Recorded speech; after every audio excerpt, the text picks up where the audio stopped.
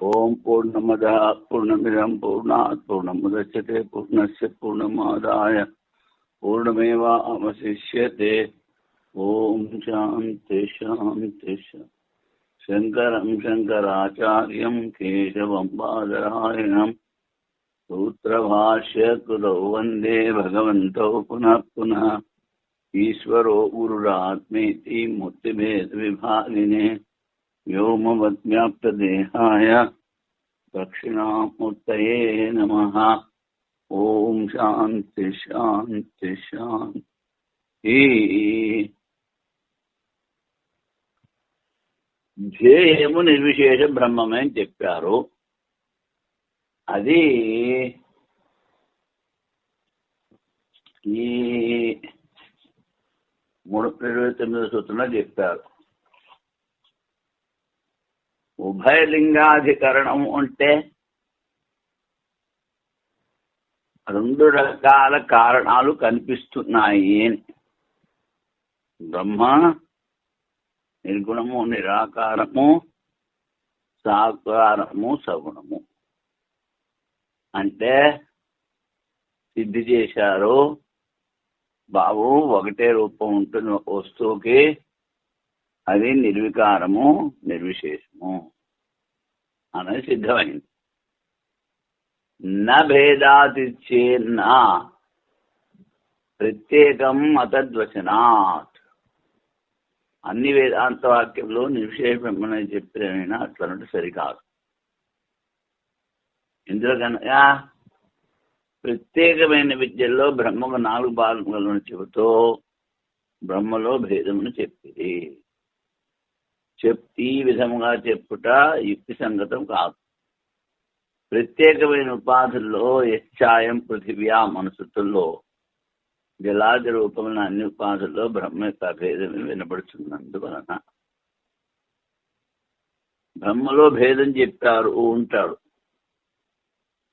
సరికాదు. ఎందుకని అన్ని ఉపాధిలో బ్రహ్మని చెప్పారు కనుక ఉన్నది ఒకటే.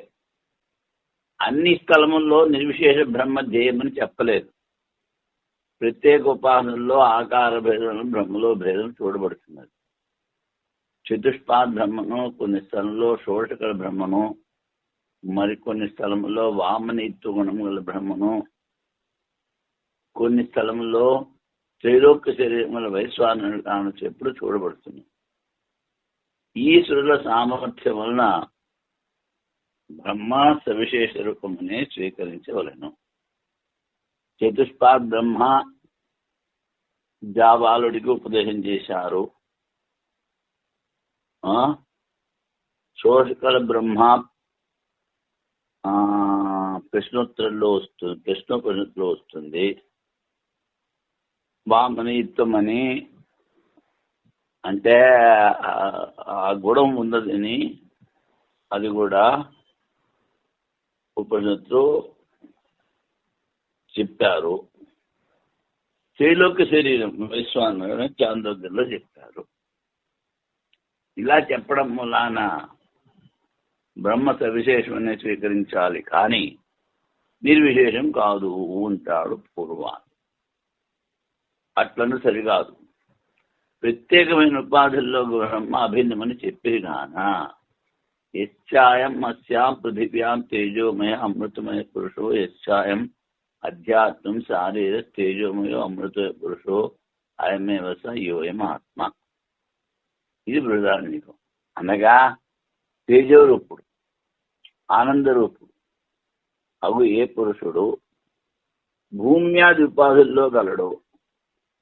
తేజరూపుడు ఆనందరూపుడు అవునట్టి ఏ పురుషుడు జీవరూపము దేహం నందు ఉన్నాడో వారివురు ఒకటే. ఉపాధులు వేరైనా ఉపహిత చైతన్యము ఒకటే. ఆత్మయే పృథివీ ఆకారంలో ఉన్నాడు. బృహదారణ్య స్థితిలో అన్ని ఉపాధుల లోపల గల బ్రహ్మకు భేదం లేదని చెప్పింది. మరికొన్ని స్థలంలో భేద స్థితులు ఉపాసన కొరకు. చాందోగ్యంలో వైశ్వానర ఉపాసన చెప్తారు. స్వాప నిమిత్తం కూడా ఉపాసన. అది ఉపాసన చేయడానికి భేదస్తులు కనిపిస్తున్నాయి. అందులో శృతి తాత్పర్యం లేదు. శృతి తాత్పర్యం అభేద బ్రహ్మని చెప్పడంలోనే ఉంది. అపిటి ఏవమేకే కొన్ని శాఖల వారు ఇలా చదువుతారు. ఏకే శాఖిన మృత్యుమాప్నోతి నానేవ పశ్యతి. ఇది నానాత్వం చూసిన వాళ్ళు మృత్యు నుంచి మృత్యుకు పోతారు. బ్రహ్మకర్ణి భిన్నం లేదు. ఎవరు భిన్నముగా చూస్తున్నారో వారు మృత్యు పరంపరను పొందుతున్నారు. నేహ నానాస్కించిన ఈ ప్రపంచంలో రెండో పదార్థం లేదు. మరి చూడబడు నామరూపములు కల్పితములు, బాధితములు అవుతాయి. తాడు మీద పాము లేదు, అది బాధితమైపోతుంది.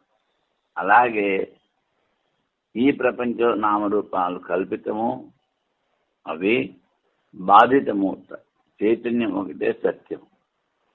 తత్వం కేవలం చిన్మాత్రమే.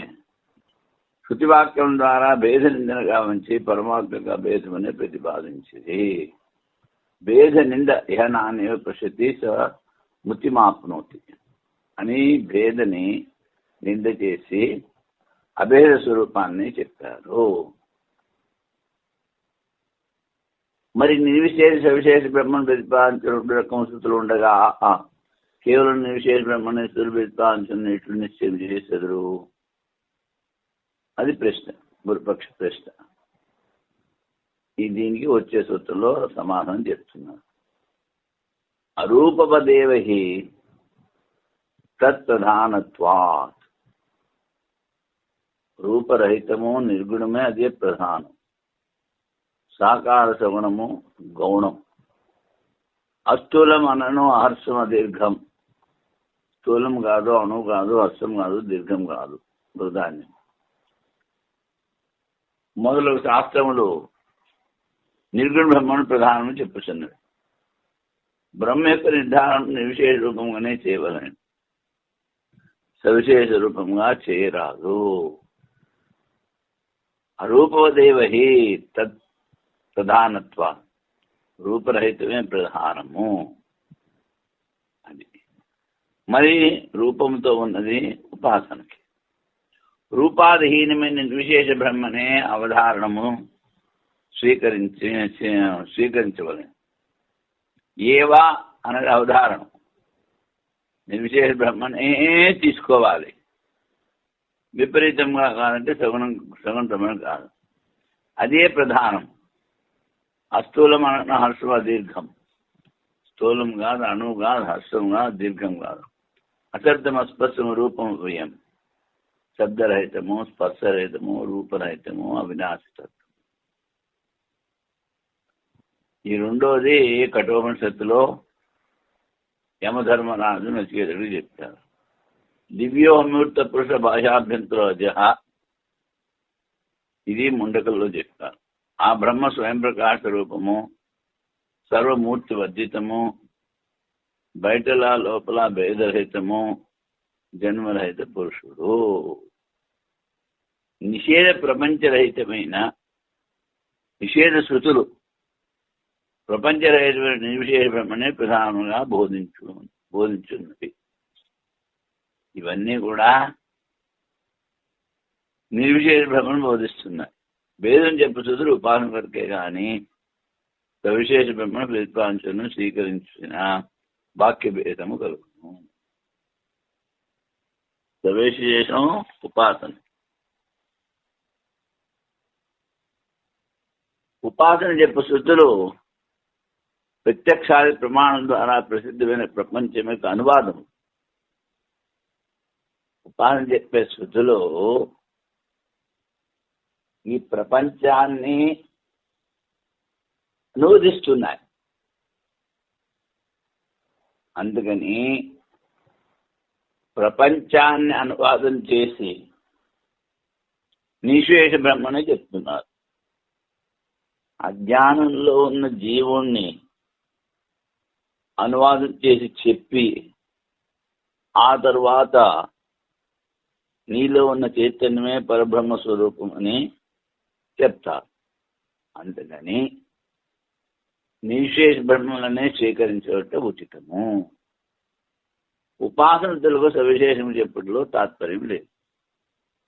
ఉపాసన తెలుగు సవిశేషం చెప్పడంలో శృతి తాత్పర్యం లేదు. అటువంటిప్పుడు మరి సవిశేష శృతులు ఎందుకు చెప్పారు అంటాడు. ప్రకాశవచ్చా వయ్యత్యాత్. ప్రకాశం అంటే సూర్యుడి ప్రకాశం. గోడ మీద చేతులు ఎలా పెడితే అలా కనిపిస్తుంది. సూర్యాదుల ప్రకాశం వక్రం కానీ నిటారుగా కానీ ఉన్న వెదురు మొదలు వానపై పడి ఆయా ఉపాధుల వక్రాకారమును రుజువుగాను నీళ్లు కనిపించింది. సూర్యుని ప్రకాశం అలాగుననే బ్రహ్మ కూడా పృథ్వీ మన ఉపాధుల్లో పృథివ్యాధి రూపమనే దాల్చుతుంది. ఉపాసనా ప్రకారంలో చెప్పిన స్థుతులు శోభాధిక బ్రహ్మనే విషయం గావించింది కానీ ఆ స్థుతులు వ్యర్థములు కావు. ఉపాసన గురించి శోభాధిక బ్రహ్మ చెప్పారు. ఎందుకంటే మల విక్షేప ఆవరణాలు 3 ఉన్నాయి. మలం అనే దోషం నిష్కామ కర్మ ద్వారా పోతుంది. మలం అంటే పాపం, పోతులో ఉన్నటువంటి పాప సంస్కారం. విక్షేపము ఉపాసన ద్వారా పోతుంది. శ్రవణ జాతుల ద్వారా ఆవరణ పోతుంది. అప్పుడు ఉన్న చైతన్యమే ఆత్మ అనేది అనుభవంలోకి వస్తుంది. సూర్యుని లేక చెందిన ప్రకాశము చేతివేళ్ల ద్వారా ఏర్పడిన ఉపాధి వలన ఏ ప్రకారంగా వక్రంగాను తిన్నగాను కానవచ్చున్నవో ఆ ప్రకారమే బ్రహ్మ పృథివ్యాధి ఉపాధి సంబంధముల ద్వారా ఆయా ఆకారములు పొందుతుంది. ఉపాధి ఆకారంలో విశిష్ట బ్రహ్మను ఉపాసన కొరకు చెప్పారు. సవిశేష బ్రహ్మను చెప్పు శృతులు వ్యర్థములు కావు. కొన్ని శృతులను ప్రమాణములు గాను కొన్ని శృతులను వ్యర్థం గాను చెప్పుడు సరికాదు. అందుకని ఉపాధి సంబంధం వలన బ్రహ్మలో 2 రూపములు కలవు. ఎందుకనగా ఉపాధి జన్యమైన రూపం యొక్క వస్తుత్వము కల్పితం. కల్పితానికి అస్తిత్వం ఉండదు. ఆహతి తన్మాత్రం అంతే అని చెప్పారు. శృతిమాత స యథా సైంధవగణ కల్లుపు లోపలను వెలుపలు కూడా ఇతర పదార్థం లేక లవణరసం మాత్రమే ఎట్లుండును అటులనే ఈ పరమేశ్వరుడు పరిపూర్ణ జ్ఞానమే అయి ఉన్నాడు. లోపల గాని వెలుపల గాని లేశమైనను మరొక పదార్థం లేదు. కనిపించేవన్నీ కల్పితారు, ఆరోపితము. అందుకని ఈ పై చెప్పిన శృతుల ద్వారా నిర్విశేష చైతన్యం మాత్రమే చెప్పుచున్నారు. ఈ సూత్రార్థమైంది. సూత్ర వివరణ యథా సైంధవగణో అనంతరో బాహ్య కృష్ణో రసగణ ఏవం వా అరే అయం ఆత్మ అనంతరో బాహ్య కృష్ణ ప్రజ్ఞాన ఏవా. కళ్ళుకు లోపల వెలుపల కూడా ఇతర పదార్థం లేక లవణ రసం మాత్రమే కలిగి ఉంటుంది. అలాగే ఈ పరమేశ్వరుడు పరిపూర్ణ జ్ఞానమయ్యి లోపల వెలుపల ఇంకో పదార్థం లేకుండా ఉంటాడు. అలాగే ఆత్మ లోపల మరియు బయట పూర్తిగా చైతన్యకరమై ఉన్నది. శృతిమాత లవణ పిండం వల్లే బయట లోపల భేదరహితమైన నిర్విశేష చైతన్యమైన బ్రహ్మ చెప్పుతుంది. శృతి మాత అంటే శృతులు, వేదాంతం ఏం చెప్తోంది? లోపల బయట భేదం లేని నిర్విశేష చైతన్యం ఒకటే ఉంది అని చెప్తోంది. అదే ఒప్పుకోవాలి, సవిశేషాన్ని ఒప్పుకోకూడదు. అది ఉపాసన కొరకు కల్పితం. దర్శయతి చాథోపి స్మర్యతే, చూపిస్తున్నట్టు మళ్ళీ స్మృతిలో కూడా చెప్పారు. అథాత్ ఆదేశో నేతి నేతి నా ఇతి నైతి. ముందు బ్రహ్మకి 2 రూపాలు చెప్పారు, మూర్తము అమూర్తము అని. మూర్తం అంటే పృథ్వీ జలము అగ్ని, అమూర్తం అంటే వాయువు ఆకాశము. అంటే బ్రహ్మకి 2 రూపాలు ఉన్నప్పుడు మూర్తామూర్తాలు తీసేస్తే బ్రహ్మ ఒకటి మిగులుతుంది. ఆ మూర్తము అమూర్తము తొలగించడానికని నా ఇతి నేతి నేతి అని చెప్పారు. ఇది బృహదారణ్యక ఉపనిషత్తులో మూర్తామూర్త బ్రాహ్మణంలో వస్తుంది. 2 రూపములను వ్యాఖ్యానం చేసిన తరువాత అది బ్రహ్మజ్ఞానం కారణం అవటం వలన బ్రహ్మ మూర్త రూపం కాదు అమూర్తం కాదు అని ఉపదేశము. నిషేధార్థం ద్వారానే బ్రహ్మ చెప్పుతున్నది. ఎందుకు అంటే ఈ సంసారం మొదలైన దగ్గర నుంచి సృష్టి, ఈ జీవుడు నేను ఉన్నాను ప్రపంచం ఉంది అన్న దృఢమైనటువంటి నిశ్చయార్థంతో కూర్చున్నాడు. అందుకని ఈ ప్రపంచము లేదు, నీ శరీరము లేదు, నువ్వు చైతన్యం చెప్పాలి. లేదు అని చెప్పడానికి నిషేధార్థము ఉంటారు. అది నిషేధార్థం ద్వారానే బ్రహ్మని చెప్తారు. భగవద్గీతలో కూడా అనాది మత్పరం బ్రహ్మ, ఆ బ్రహ్మ అనాది, ఇంద్రియ గోచరం కాదు.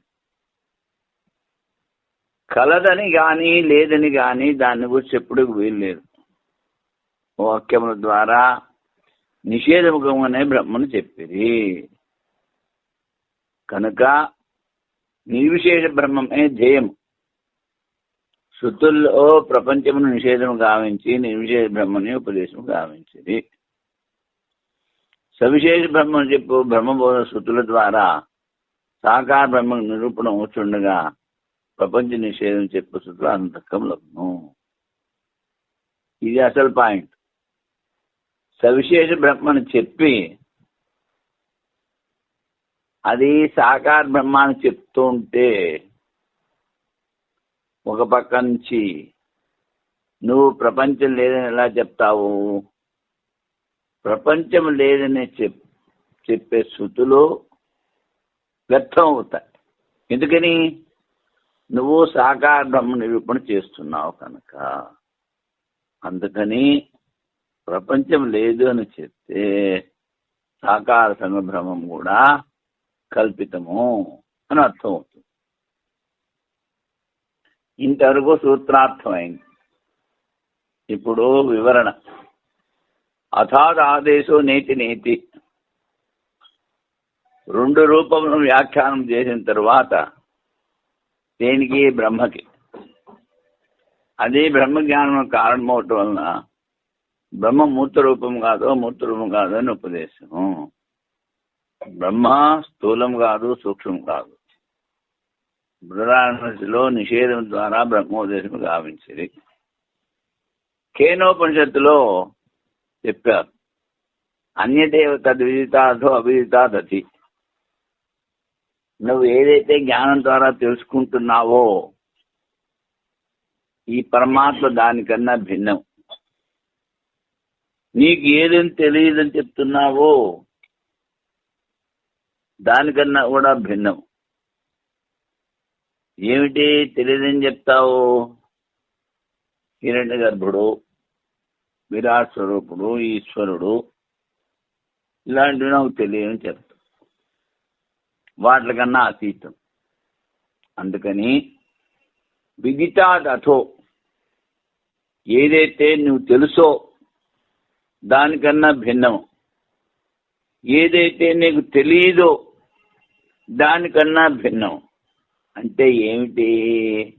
అది నీ ఆత్మస్వరూపము అని అర్థం అవుతుంది. కేనోపనిషద్వాక్యార్థం ఆ పరబ్రహ్మ బుద్ధిగోచరములు వానికంటేనో, బుద్ధిగోచరములు కాని వానికంటేనో కూడా భిన్నము అని చెప్పారు. యతో వాచో నివర్తంతే అప్రాప్య మనసా సహా, వాని మనస్సు తిరిగి వచ్చేస్తుంది. ఎక్కడండి మనస్సు వాక్తో వాడు పరమాత్మ పొందడానికి తిరిగి వచ్చినో అదే బ్రహ్మము. అది నిరాకారము, నిర్గుణము కనుక దానిని వానితో చెప్పలేము. కనుక వాణి ఆ మనసుతో పాటు తిరిగి వచ్చేస్తుందని చెప్పారు. కానీ ఇంకొక చోట మనసైవాను ద్రష్టవ్యం అన్నారు. ఇక్కడ మనసుతో పాటు తిరిగి వచ్చేస్తుందని చెప్పి మనసు ద్వారానే తెలుసుకోవాలి. దృశ్యతే తగ్రియా బుద్ధియా సూక్ష్మయా సూక్ష్మదర్శివి, సూక్ష్మ బుద్ధి ఏకాగ్ర బుద్ధి ద్వారా దాన్ని తెలుసుకోవాలి అన్నారు. బుద్ధి కూడా మనస్సే. అంటే ఏ అశుద్ధమైన మనస్సు ద్వారా ప్రాపంచిక వాసనలు, అనేక సంస్కారాలు ఉన్న మనస్సు ద్వారా ఆ బ్రహ్మను తెలుసుకోలేవు. శుద్ధ బ్రహ్మ, శుద్ధ మనస్సు రెండు ఒకటే. అందుకని శుద్ధ మనస్సు ద్వారా, ఏకాగ్ర మనస్సు ద్వారా దాని చింతన చేసి దాని అనుభవంలో తెచ్చుకోవచ్చు. అందుకని ఎతో వాచో నివర్తంతే అప్రాప్య మనసా అన్నది అశుద్ధ మనస్సు, ప్రాపంచిక వాసన ఉన్న మనస్సు, దాంతో తెలుసుకోలేవు. ఈ శృత్యార్థం ఎట్లుండి మనస్సు వాక్తో పాటు పరమాత్మ పొందడానికి తిరిగి వచ్చిన అదే బ్రహ్మము. అది అర్థశబ్దము మరియు అని అర్థములో చెప్పేది. దర్శయతి చ అథ అపి స్మరతే, అథో స్మరితే. అర్థశబ్దం మరియు అంటే శృతుల్లో చెప్పింది మళ్ళీ స్మృతుల్లో కూడా చెప్పారు. స్మృతిలో ఏం చెప్పారు? అనాది మత్తం బ్రహ్మను అసత్తన్ ఆసదుద్యతే. బ్రహ్మ అనాది, ఇంద్రియగోచరం కాకపోవటం వలన కలదని కానీ లేదని కానీ దాని గురించి చెప్పేట్టుకు వీలు లేదు.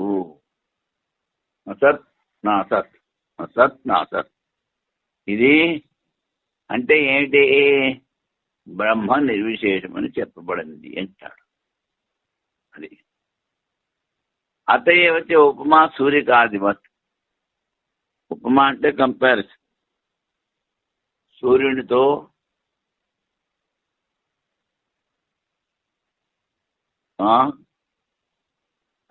ఉపమానం ద్వారా చెప్పారు. సూర్యునిలాగా ఈ ఆత్మ చైతన్య ఏకసమటం వలన అనాత్మ రూపమైన జగత్తు నిషేధం ద్వారానే దీని ఉపదేశం కావించేది. శ్రవణ మనన నిధిధ్యాసనలు అన్నప్పుడు నిధిధ్యాసనం ద్వారా ఆవరణను తొలగించడం వరకే, అజ్ఞానం అనే ఆవరణాన్ని. ఆత్మ స్వయం ప్రకాశం అదే అనుభవంలోకి వస్తుంది. అందుకని నిషేధముఖం ద్వారానే బ్రహ్మోపదేశం చేయిస్తారు. యథాయం జ్యోతిరాత్మాను శాస్త్రంలో జ్యోతి స్వరూపమైన సూర్యుడు ఒకడైనను భిన్న భిన్న జలముల్లో ప్రతిబింబించడం వలన అనేక రూపంగా చూడబడుతున్నాడు. ఈ జన్మరహిత ఆత్మ భిన్న ఉపాధుల ద్వారా క్షేత్రం అంటే శరీరం అనుగతమవటం వల్ల అనేక రూపముగా చూడబడుతున్నది. ఉపాధుల ద్వారా సవిశేషత్వం స్వీకరించడం వలన జలములో ఒక ప్రతిబింబనకు సమానమని దృష్టాంతం పరిగ్రహించబడినది. అనేక కుండలు పెట్టి అందులో నీళ్ళు కొడితే అన్నిట్లోనూ సూర్యుని ప్రతిబింబం కనిపిస్తుంది. అలాగే ఈ జీవుడు అనుకోవాలి. వాస్తవంగా బ్రహ్మ సవిశేషం కాదు, నిర్విశేషం. ఈ ఆత్మ చైతన్య రూపం నిర్విశేషం, మనోవాకులకు అతీతం. ప్రపంచ నిషేధం ద్వారానే ఉపదేశించడం యుక్తియుక్తము. అందువల్ల ఆత్మకి ఔపాసికమైన అపార్థిక సవిశేష రూపం చెప్పే ఉద్దేశ్యంతో జలంలో ఒక సూర్య ప్రతిబింబ దృష్టాంతం మోక్షశాస్త్రంలో చెప్పబడినది. అపరమార్థిక సవిశేష రూపం ఎప్పుడూ కూడాను ప్రతిబింబం బింబం కాదు. అందుకని బింబం ఒకటే సత్యం. ఏమిటి? ఔపాధికమైన అపరమార్థిక సవిశేష రూపము. ఉపాధిలో ఉన్నది ఏమిటి? అపరమార్థం, అసత్యం, సవిశేష రూపం. మోక్షశాస్త్రంలో చెప్పారు. ఏది? అపరమార్థిక రూపం, సత్యం కాదు. యథా ఏం జ్యోతిరాత్మా వివస్వానసో భిన్నా బోధయితో అనుగచ్చన్ ఉపాధినా క్రియతే భేదరూపో దేవ క్షేత్రేష్వేవం అజో అయం ఆత్మ. ఇది స్మృతి. అక్కడదో శాస్త్రములో ఏ విధముగా చెప్తుంది. ఈ జ్యోతి స్వరూపమైన సూర్యుడు ఒకడే అయినను భిన్న భిన్న జలములో ప్రతిబింబించటం వలన అనేక రూపముగా చూడబడుతున్నాడు. అలాగనే ఈ జన్మరహిత ఆత్మ భిన్నమైన ఉపాధుల ద్వారా క్షేత్రంలో అనుగతమవటంలో భిన్న భిన్నంగా చూడబడుతున్నది. ఏకదా బహుదా చేవ దృశ్యతే జలచంద్రవత్. ఇది బ్రహ్మబిందూపనిషత్తు. జన్మరహితమైన ఈ ఆత్మ ఉపాధుల వలన జలములలో ప్రతిబింబించు చంద్రుని వల్లే అనేక రూపముగా చూడబడుతుంది. జన్మ లేదు, ప్రతిబింబం అంతే. ప్రతిబింబం నిత్యం కాదు. మోక్షశాస్త్రంలో చెప్పిన ఈ దృష్టాంతముల ద్వారా బ్రహ్మము నిర్విశేషమనే చెప్పబడింది. బ్రహ్మము నిర్విశేషం. అంబువత్తు తదగ్రహణాత్ న తథాత్వం. అంబు అంటే నీళ్లు. ఏ విధంగా సాకార సూర్యుని రూపం వేరుగాను దూరముగా ఉన్న సాకార జనంలో అందరికీ ప్రత్యక్షంగా అనుభవం వస్తున్నదో, నిర్గుణము సర్వాత్మకము అందరి ఆత్మరూపముగా ఉన్న బ్రహ్మ వేరుగా దూరదేశంలో గ్రహించబడలేదు. సూర్యుడు ప్రతిబింబము. ఎక్కడో ఉన్నాడు సూర్యుడు, ఇక్కడ బింబం నీళ్ళలో పడుతుంది. అందుకని ఇది అందరికీ ప్రత్యక్ష అనుభవం. అలాగా ఈ బ్రహ్మ, ఆ కనిపించే సూర్యుడు బ్రహ్మ, ఇదంతా నువ్వు అని చెప్పడానికి కాదు. సూర్యుని యొక్క ప్రతిబింబము సదృశ్యమని చెప్పాలి కాదని ప్రశ్నకు తాత్పర్యము. బ్రహ్మను జరగదు సూర్యాదుల ప్రతిబింబ సంభవని చెప్పజాలం. ఇంద్రకనగా జలం వలె బ్రహ్మ గ్రహణ యోగ్యం కాదు. రూపము గల సూర్యుని కంటే భిన్నముగాను దూరముగాను రూపము గల జలములు గ్రహించబడుతున్నవి. సూర్యుని కన్నా భిన్నము జలము. రూపము గల సూర్యాదుల ప్రతిబింబము పూర్వపం గల ఉపాధిభూతం జలములో దూరస్థ దేశంలో గ్రహింపబడుతున్నది. సూర్యుడికి ఉపాధి ఉంది, జలానికి ఉపాధి ఉంది, రూపం ఉంది.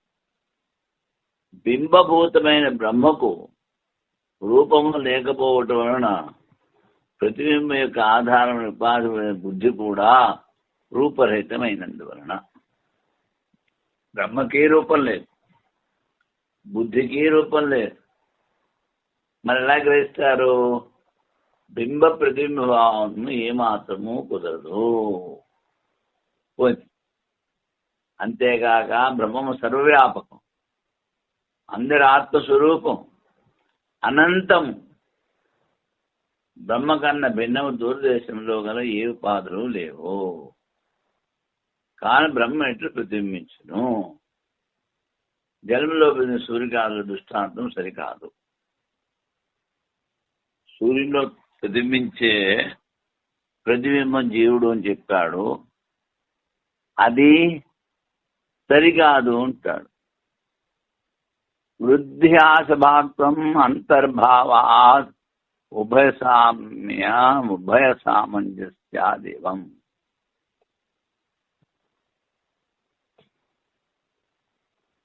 జలములో ప్రతిబింబించు సూర్యబింబము జలముల హెచ్చు తగ్గుల వలన వృద్ధి లోటునకు లోను కాదు.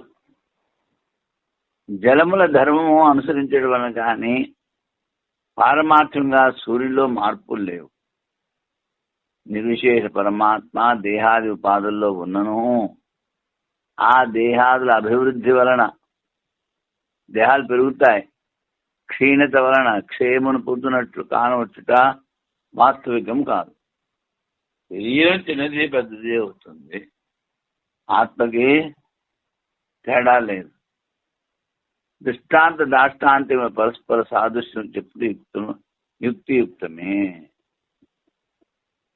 శరీరం పెద్దదైనా చిన్నదైనా అందులో ఉన్నటువంటి చైతన్యానికి మార్పు ఉండదు. ఇది ఈ దృష్టాంతము ద్రాష్టాంతం. దృష్టాంతం అంటే ఇక్కడ శరీరంలో కూడా చైతన్యం ఉంది. దాష్టాంతం పరమార్థ స్వరూపము నిర్విశేషము నిరాకారం. దృష్టాంత దాష్టాంతం పరస్పర సాదృశ్యం చెప్పి యుక్తియుక్తమే. పూర్వాది అన్నాడు బింబ ప్రతిబింబాలను సరికాదు అన్నాడు, అది సరే అంటున్నాడు. ఇక్కడ దృష్టాంత దాష్టాంతికములకు సర్వాంశంలో సాదృశ్యం బ్రహ్మదేవుడు కూడా చెప్పజాడు. దృష్టాంతము దాష్టాంతము రెండు ఒకటైనప్పుడు చెప్పడు. అప్పుడు ఆ దృష్టాంత దాష్టాంతే భావం ఉండదు. సర్వాంశంలో సాదృశ్యమున దృష్టాంత దాష్టాంతి భావమే ఉండదు. అందుకని జలములో ప్రతిబింబిస్తున్నాడు అని చెప్తే ఏమి దోషం లేదు. సూర్యబింబము జలములో ప్రతిబింబించే సూర్యబింబము జలముల హెచ్చు దగ్గర ధర్మమునకు లోనవుతున్నది. ఈ హెచ్చు దగ్గులు ఔపాధికములే కానీ పారమార్థికములు కావు. పారమార్థికంలో ఏమి తేడా లేదు. నిర్విశేష బ్రహ్మ దేహాది ఉపాధిలో ఉండటం వలన దేహాదులు హెచ్చు దగ్గర ధర్మం దానిలో ఉపాధి వలన చూడబడుతుంది కానీ పరమార్థం కాదు. అలాగే ఈ నిర్విశేష బ్రహ్మ ఏమీ తేడా లేదు. అంశం యొక్క సమాన సంభవం అవడం వలన దృష్టాంత దాష్టాంతిక సామంజస్యం ఉండటం వలన ఏ విధమైన విరోధము లేదు. దృష్టాంత దాని సంపూర్ణ సారాత్మ్యం ఎవరు కూడా చెప్పలేరు. ఉంటే ఆ దృష్టాంత ఉపమా కంపారిజనే పోతుంది. కనుక ఇక్కడ దృష్టాంతం ద్రాష్టాంతం. దృష్టాంతం జలములో ప్రతిబింబించుడు సూర్యుడు, జలాలు ఎక్కువగా ఉంటే పెద్దగా కనిపిస్తాడు, జలాలు చిన్నవిగా ఉంటే చిన్నదిగా కనిపిస్తాడు ప్రతిబింబం. అంత మాత్రం చేత బింబంలో మార్పులు ఉండవు. అలాగే ఈ శరీరాల్లో ఉన్నటువంటి చైతన్యం, దానికి మార్పు ఉండదు. అసలు ప్రతిబింబము మనస్సులో బుద్ధిలో పడుతుంది, అది జడము. చైతన్యం అన్ని చోట్ల ఒకటే కనుక ఈ ప్రతిబింబము వేరువేరుగా కనిపించిన బింబ స్వరూపంలో ఉన్న సూర్యుల్లో హెచ్చుతగ్గులు ఉండవు. అలాగే ఈ ఆత్మ శరీరంలో ప్రతిబింబించిన దానికి మార్పులు చేర్పులు ఉండవు. సూర్యబింబము జన్మ హెచ్చుతగ్గులు అయిపోయింది. దర్శనాచ అంటే స్మృతిలో కూడా చెప్పారు అంటాడు. శృతుల్లో పరబ్రహ్మయే దేహాది ఉపాధుల ప్రతిబింబ రూపంలో ప్రవేశించినట్టు చెప్పబడినది. బ్రహ్మ నిర్విశేష రూపము అన్నది సిద్ధమవుతున్నది. ఊరికనే ఆ చైతన్య ప్రతిబింబం మనసులో పడుతుంది అంతే, అంతేకాని దానికి రూపం ఉంది కాదు. మరి ప్రత్యక్షంగా చూస్తే బింబము ప్రతిబింబము సాకారం. మరి బ్రహ్మ నిరాకారం. నిరాకార బ్రహ్మ ఎలాగ ప్రతిబింబించింది అని ప్రశ్న వేస్తాడు పూర్వపక్షి. అప్పుడు నిరాకారమైన ఆకాశము, ఆకాశానికి రూపం లేదు, అయినా అందులో నీల రంగుని ఆరోపిస్తారు. కణాహాకారం ఆరోపిస్తారు. అలాగే ఆత్మ బ్రహ్మ నిర్వికారమైన అందులో ఆరోపిస్తారు. పరబ్రహ్మమే దేహాది ఉపాధిలో ప్రతిబింబ రూపంలో ప్రవేశించినట్టు చెప్పబడినది. అందువల్ల బ్రహ్మను నిర్విశేష రూపంగా సిద్ధం. శాస్త్రం ద్వారానే తెలుసుకుంటూ యోగ్యమైన పరమేశ్వరుని విషయంలో ఇటువంటి ప్రశ్నలు వేయరాదు.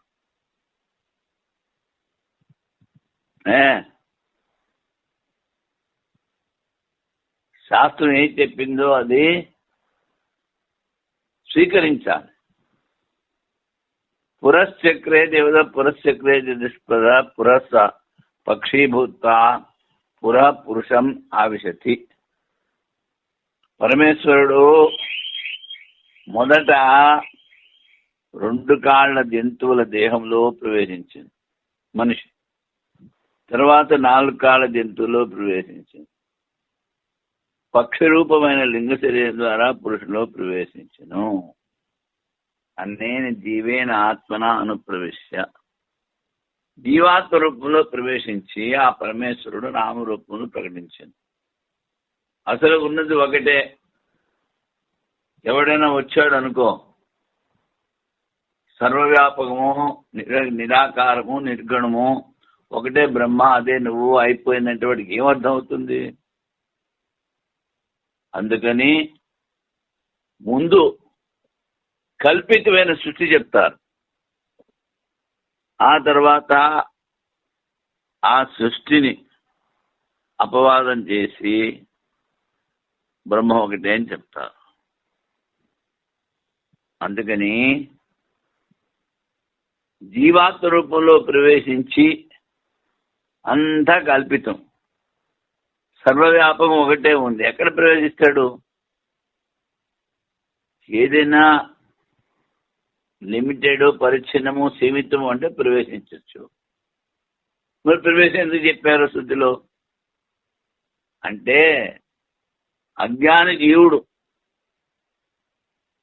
బ్రహ్మ వేరు నువ్వు వేరు అనుకోకుండా ఉండడానికని అదే నీలో ప్రవేశించాడని చెప్పారన్నమాట. కల్పితం. నామరూపాలను ప్రకటించను. జీవాత్మ రూపంలో చాందోగ్యోపనిషత్తులో కూడా పరబ్రహ్మయే శరీరాధిపాలో ప్రతిబింభావంతో ప్రవేశించబడుతున్నది. అందువల్ల జలముల్లో సూర్యాదుల ప్రతిబింబ దృష్టాంతం యుక్తియుక్తమే, నిర్విశేష బ్రహ్మమే ఉపాసన యోగ్యము. చింతన చేయాలంటే నిర్విశేష బ్రహ్మనే చేయాలి. ఉభయ రూపములు కాదు, సవిశేష రూపము కాదు. అది ఇప్పుడు ప్రకృతి ఏతావత్వాధికరణము. నిషేధం సంగతి. నిషేధమును చెప్పు శృతి ద్వారా బ్రహ్మలో నిర్విశేషము చెప్పబడినది.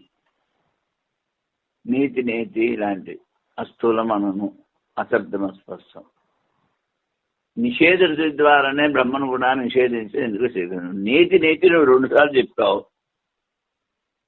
ఒక నేతి ద్వారా ప్రపంచాన్ని తీసే, ఇంకో నేతి ద్వారా బ్రహ్మను కూడా తీసే అంటాడు వాడు. అది ఒక చోట, ఇక్కడ అలా అనట్లేదు.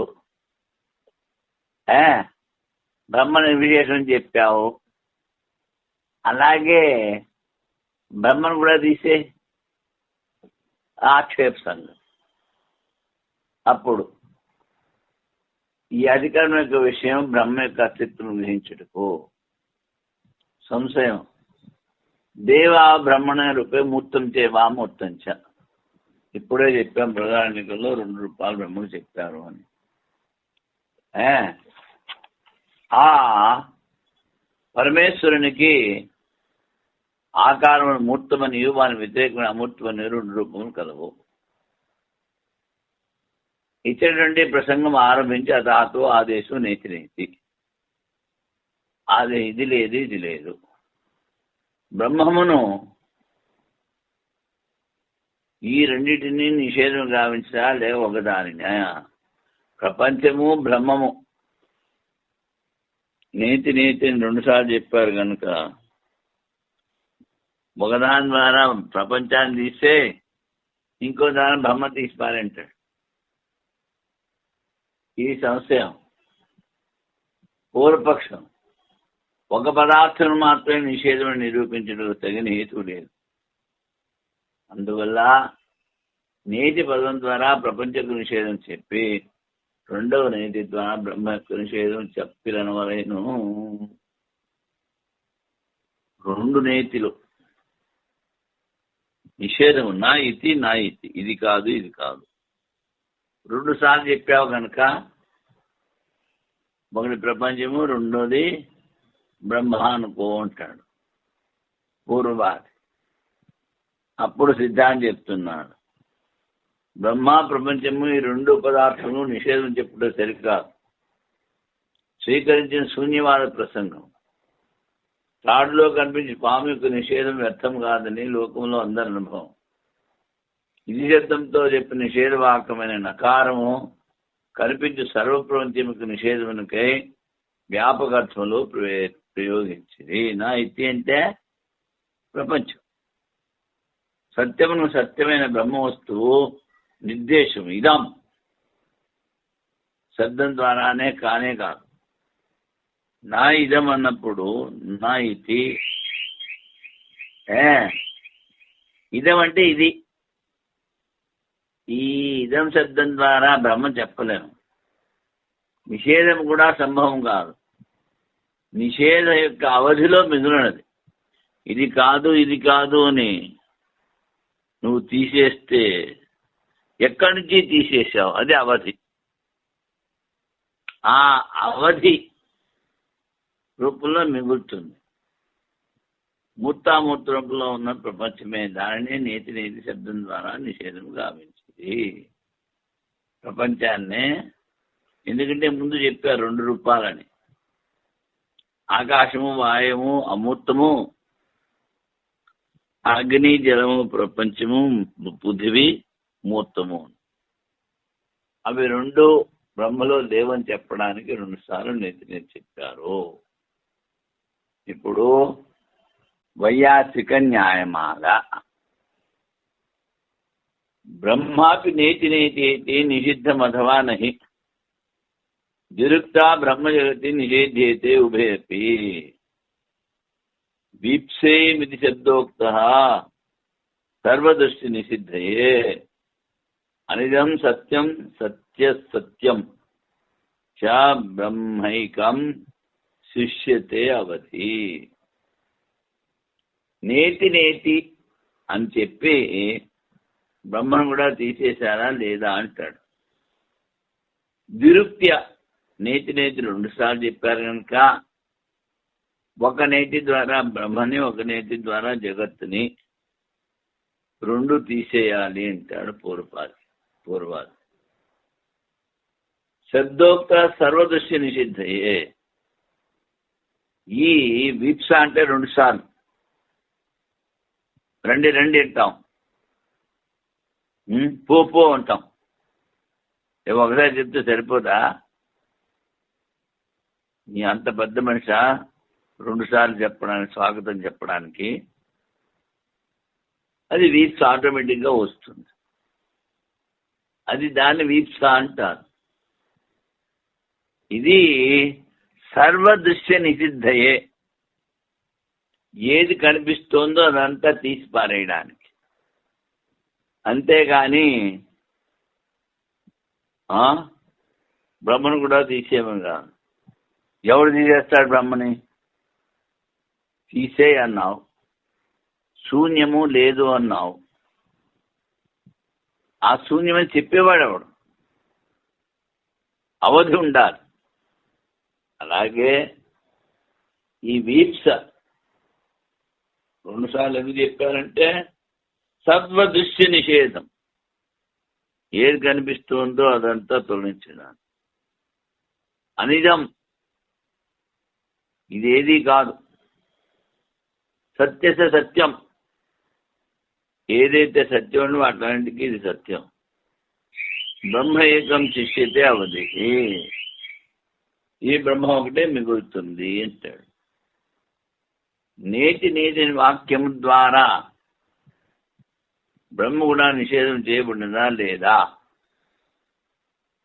అన్న సంశయం పూర్వపక్షి చెప్పున్నది. 2 మార్లు చెప్పుట వలన బ్రహ్మ మరియు జగత్తు 2టిని నిషేధించింది అంటాడు సిద్ధాంతి. ఇతి శబ్దము ద్వారా చెప్పిన ద్విరుక్తి అర్థము నా ఇతి. ఇతి అంటే ఇది కాదు, ఇది కాదు. సంపూర్ణ దృశ్య జగత్తు నిషేధించుటకు ఇదమనిన ఇది అని శబ్దం ద్వారా చెప్పుటకు అయోగ్యం అవటం వలన ఇదమని కనిపించే ప్రపంచాన్ని చెప్తావు, కానీ ఇదమనే శబ్దంతో బ్రహ్మను చెప్పలేవు. సత్యమును సత్యం, సత్యస సత్యం. అందుకని నిషేధం యొక్క అవధి తీసే అన్నావు. ఎక్కడి నుంచి తీసేస్తావు? ఆ అవధి ప్రపంచ రూపం ఉండటం వలన నిషేధం యొక్క అవధి ప్రపంచ రూపం ఉండటం బ్రహ్మ మాత్రమే మిగులును. దానినే నేతి మరో శబ్దముల ద్వారా నిషేధించలేము. బ్రహ్మ మిగులుతుంది, దాన్ని లేదని చెప్పలేము. ఇలాగా ఈ ప్రకృతైతావత్వాధికరణానికి వైయాసిక న్యాయమాల ఏంది.